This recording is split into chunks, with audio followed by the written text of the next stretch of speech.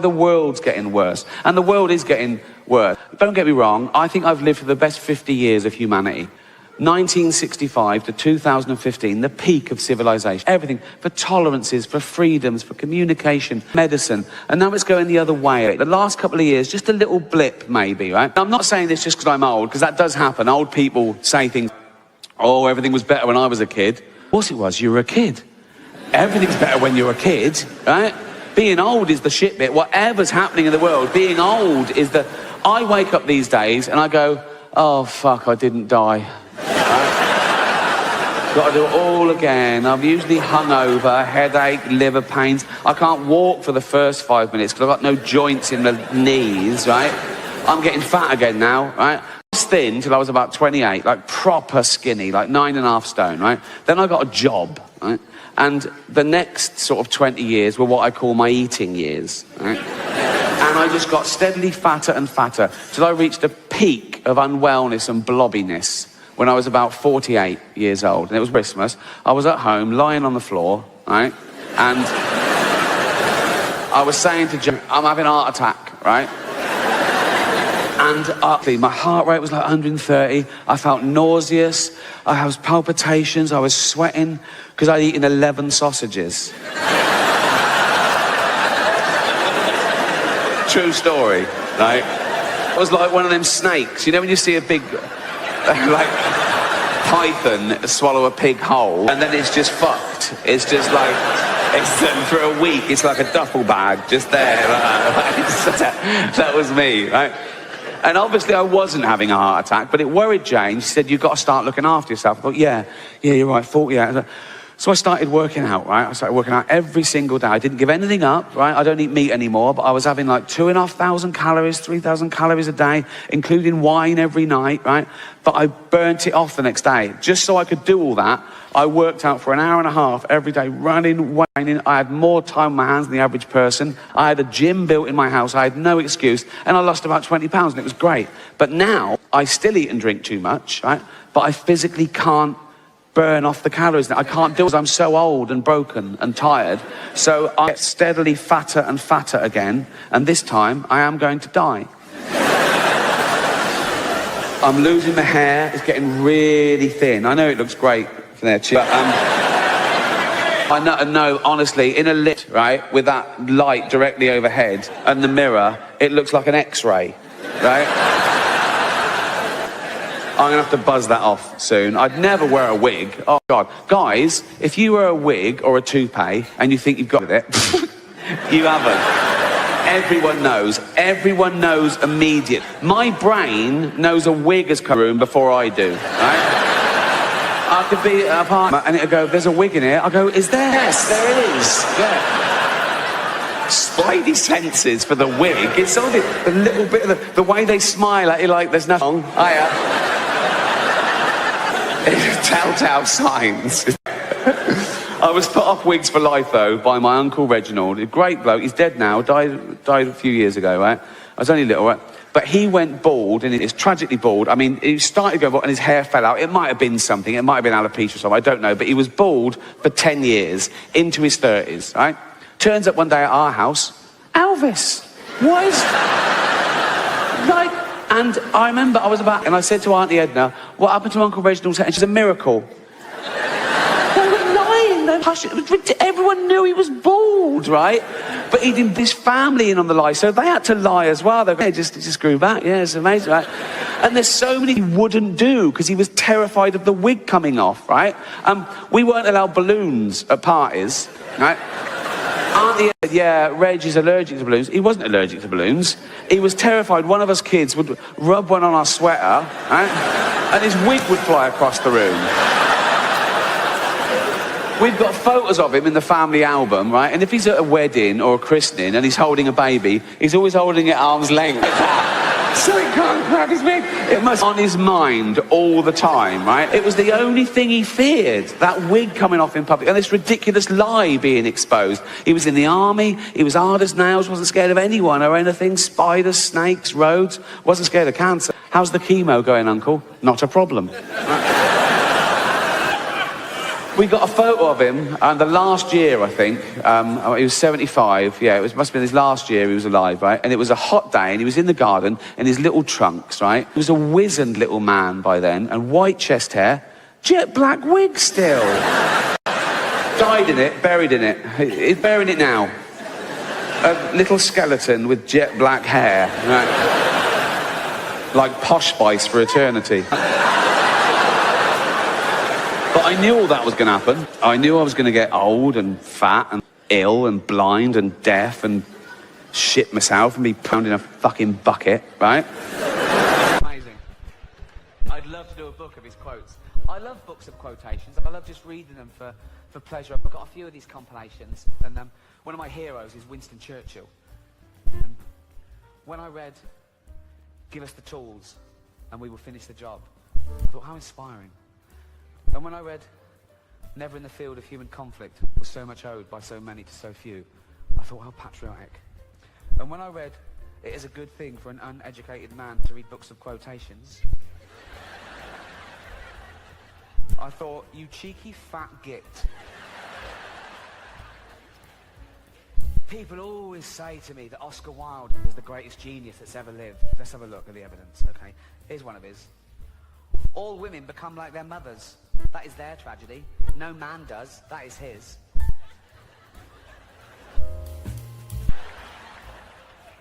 That sounds a bit gay to me. I'll just... Give me another go. Here's another one. I couldn't help it. I can resist everything except temptation.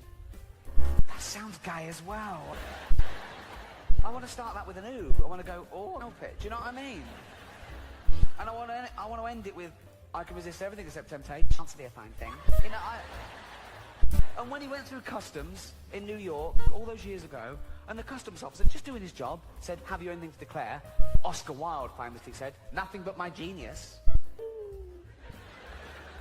Wasn't witty. I bet he planned that. I bet the first time we went through customs in a foreign country, it was all yes sir, no sir. Anything to declare? No. Thanks, on you go. Oh, I just thought of something fucking brilliant to say. Oh, I'm always doing that. Excuse me, can I go back to... No? Oh, you had to wait weeks in those days. Back to England, just think, right, they say that again, and then declare, nothing but a genius, I'll be in a vocations, right. He gets there again, weeks later, finds the same bloke, goes up to him, bloke goes, on you go, didn't even fucking ask me that time. Excuse me, I didn't ask me for anything random. Fucking random, right? Back on the boat, 3 weeks later, gets there this time, it's the same bloke. This time he's starting looking shifty, so he gets picked out like that, right? Bloke goes, right? Did you buy him? That's not the question. Say, have you anything to declare? Okay, have you anything to declare? Nothing but my genius. Who's the butt plugs? They're mine.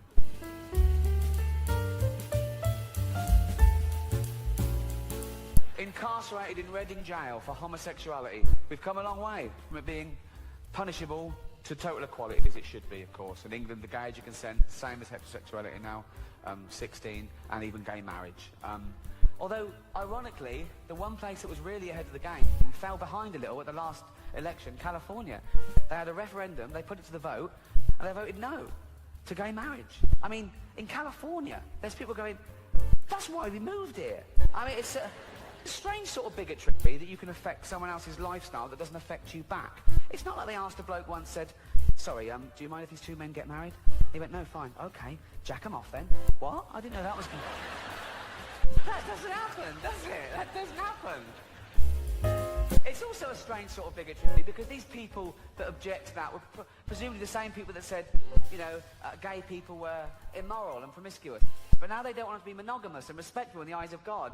And it must be so confusing to a gay guy in California. You're thinking, that's the bit they don't like. With all the other shit we get up to, it's the marriage bit that must so confusing. They must go to judges and go, sorry, can I get the rules straight? What do you want to know? I just didn't know what we can and can't do. Ask away. Can I marry a man? No. Can I fuck him up the arse and give him a little reach round? Please.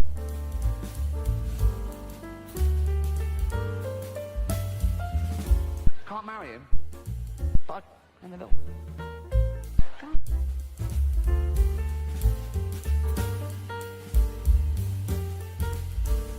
Can I pick up a stranger in the bushes and take him home and jizz on him and throw him out in the morning all crusty and homeless?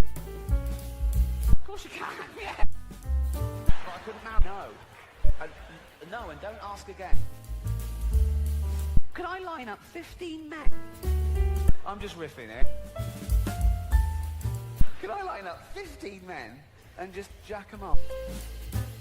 For a laugh. If you want, yeah. Yeah. It would be difficult, wouldn't it? Jacking off 15 men at once. It would be like plate spinning. Wouldn't it? No. Because you could only do 2 at once, really. So you'd have these 2 ready to blow, but then they'd be losing it, and you'd go...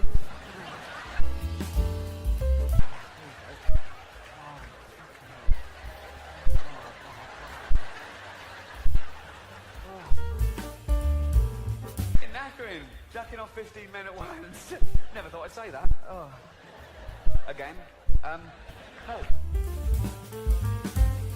Getting worse, and I blame the beginning of its demise on social media.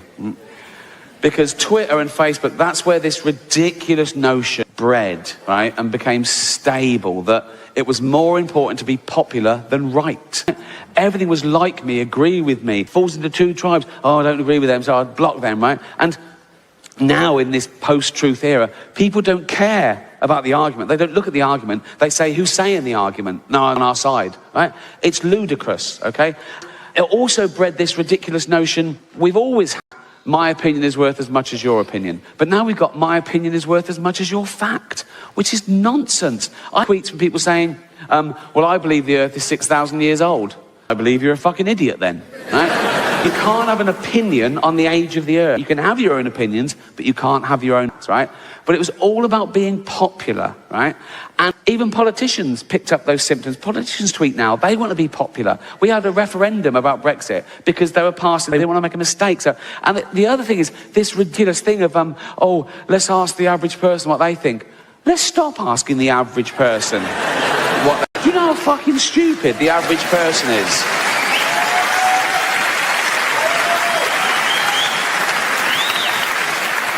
We still sell bottles of bleach with big labels that say, do not drink, right? Let's take those labels off, right? For 2 years, and then have a referendum.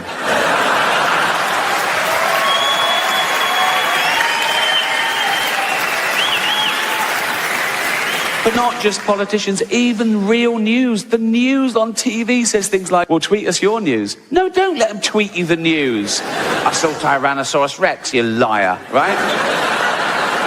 There was a big news story last year, right? It was about a train crash. Now, the train crash had happened about a year before, and there was a big inquiry. And the results of the inquiry were published this day, and so there was an expert on the news, and he was saying, we've looked at everything, and we've decided that the speed of the trains on this particular line were a contributing factor to the accident, so we're going to slow them down a little bit, and statistically speaking, this should never happen again, right? That should have been the end of it. But the guy went, wow, we went out and asked the general public what they thought. So then there was 3 banal vox pops. The first one said, well, I already pay £960 a year, so I'm not happy, right? And the next one said, well, it'll be 45 minutes each way, so it's not good enough. And the last one, well, I always say, it's better to arrive at work late than dead. Why is that on the news? And not applicable in any situation? You know what I mean? Go, all right, Ted, you're in early. Ted? Oh, Ted. We've been through this. Remember I said I'd rather you arrive late than dead? But the big me is stupidity, right? Share with you the most stupid tweet I ever got, I think. All right. Now, admittedly, when I first got on Twitter, I pushed my agenda a little bit. I was an outspoken. It's not because I thought I'd change anyone's opinions, but because I thought it was important to tell the other side, you know. There are still 13 countries where people are put to death just for being an atheist. People bullied, and I just wanted to say, it's fine to be an atheist. It's fine to believe in God, and it's fine not to. That's what I was saying, really. And then I realised I didn't even have to tweet about religion or atheism. I could just tweet, and that annoyed just the right people, right? I tweet things, happy birthday, Earth, 4.6 billion years old today. And someone would always go, oh, we know what you're fucking doing, we know what you're doing, right?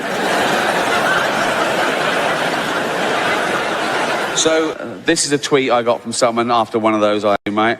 And It was all in capitals, which excited me. That's the sign of Twitter madness, mixed with anger. It's great, right?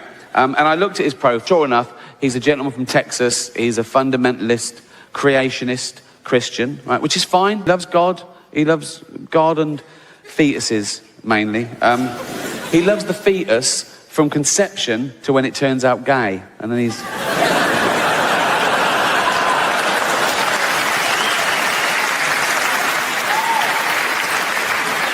So remember, it's all in capitals. He's shouting at me, right?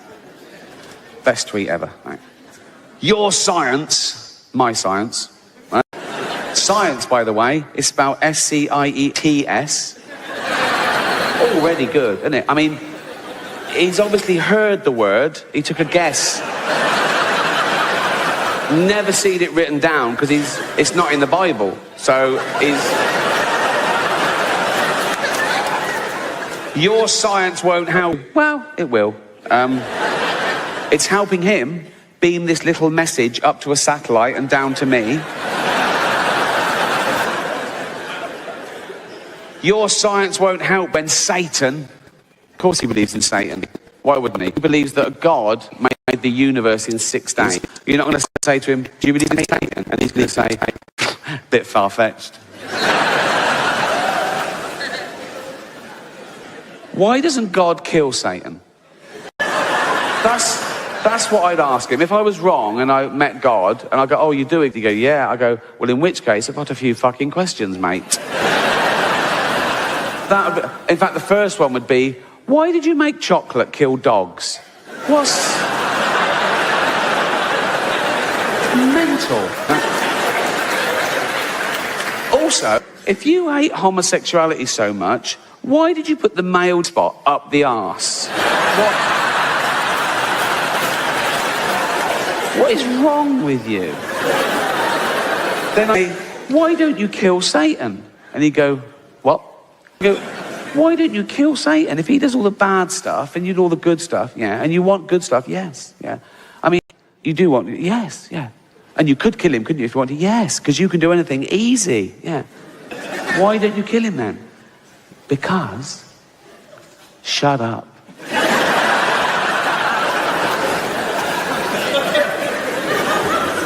Your science won't help you when Satan is raping your British ass.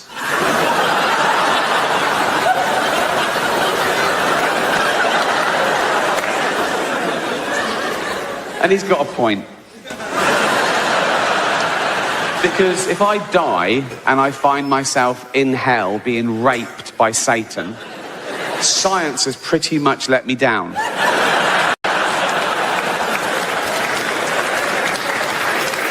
But it's this last line that he just throws away. This line that he signs off with makes the best tweet I've ever received. Your science won't help you when Satan is raping your British ass.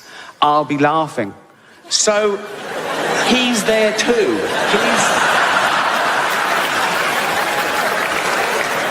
So he's a fundamentalist who's lived his life by the Old and New Testament. He dies, he wakes up in hell, right?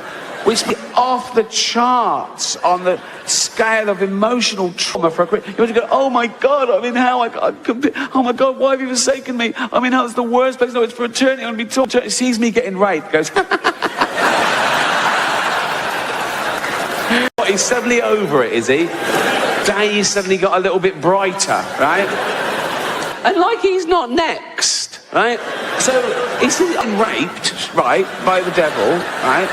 And he's just there, you fucking atheist scum, right? Yeah, whatever, right? Because I mean, I assume it happens all, it's like an eternity, so yeah, whatever, go on your phone. I might say, watch your hooves on my testicles, And he'll go, why are they so distended? And I go, oh, like you're Brad Pitt. You know what I mean? Sorry, are we talking already? Can we... Like, you fucking atheist. He's probably bored and fucking atheist every fucking day, right? And his little gargoyle comes up and he goes, Satan. And he goes, what? And I go, yeah, what? And there's a fundamentalist Christian up here. Fuck this. He'd be on him like a ton of bricks, wouldn't he? So, I got that tweet. I loved it. All I did was retweet, right? And just watch the fun. People piling on, going, loser, and all this. And he's fighting back really witlessly, saying things like, go fuck your sister, you English faggot. That makes no sense at all. And I forgot about it, went off, did something, came back. A few hours later on Twitter again, I think, oh, what's happening there, right? And it's still all going off, right? It's really funny. I'm laughing at all the replies, like people saying things to him, right? Like, I'm scrolling down. There's one tweet just directly to me from this woman. She says, what, you find rape funny? No. What? No. What? Ricky Gervais find rape funny? No. Listen, what? Ricky Gervais find rape funny? No. Listen, everyone. Listen, right? No. So I said to her, no, I didn't tweet that. She went, no, you retweeted it. I went, well, yeah, just to show you he's an idiot. I just show her, well, yeah, but you must find it funny. You must find it amusing. It's not, no, it's not a frivolous thing to be laughing. I said, well, no, I just, so I said, well, it's up to him, isn't it? I go, well, not really. So I said, well, it is up to him. He can do it. So now I'm arguing with quite a nice, sane person, presumably, who thinks this sort of thing's mental. But I'm fighting for his right to fantasize about me being raped by the devil. Right?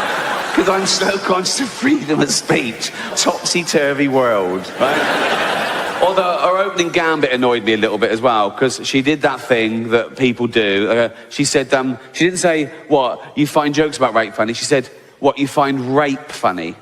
And the answer to that is no, of course not. No one finds rape funny. Not even rapists find rape funny. Do you know what I mean? There's never been anyone giving evidence going, well, it was Dar wearing a ski mask and he was giggling. That's never...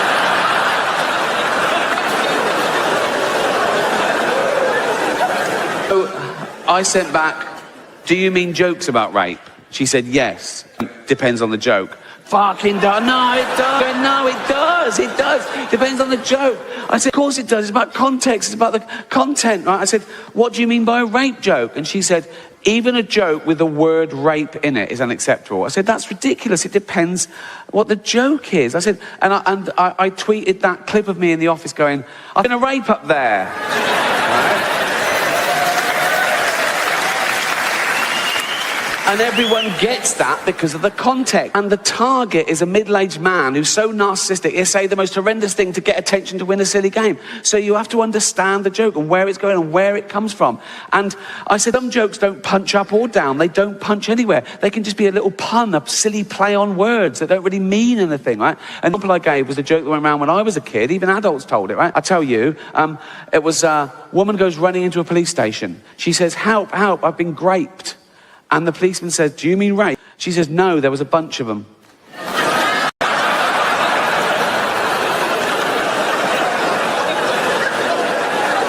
That is a rape joke, right?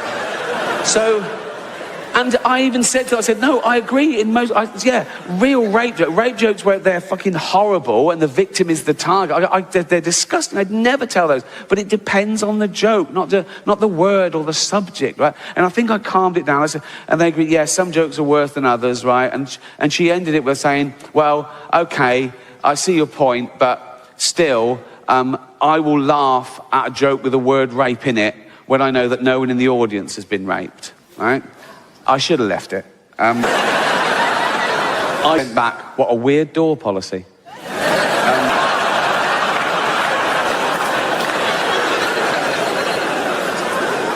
It's rubbing salt in the wound, isn't it? You turn up to a comedy gig, you pay your money, then someone says, oh, before you go in, love, can I just ask you? Yeah. Have you ever been raped? I have, yes. You can't come in. What? Why? There's a lady who says she won't laugh if you're in. Come on, off you go, right? But again, that's what the world is. People take everything personally. I think the world revolves around them, right? Particularly on that, right? I don't know. I'm not tweeting anyone. I'm just tweeting, okay? I don't know who's following me. I've got 12 million followers. I don't know who's following me. They can be following me without me knowing, right? Choose to read my tweet and then take that personally. That's like going into a town square in a big notice board and there's a notice, guitar lessons, and you, but I don't fucking want guitar lessons.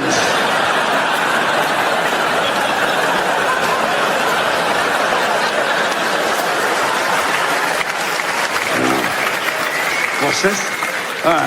There's a number here. All right, call that, right? Are you giving me guitar lessons? Yeah.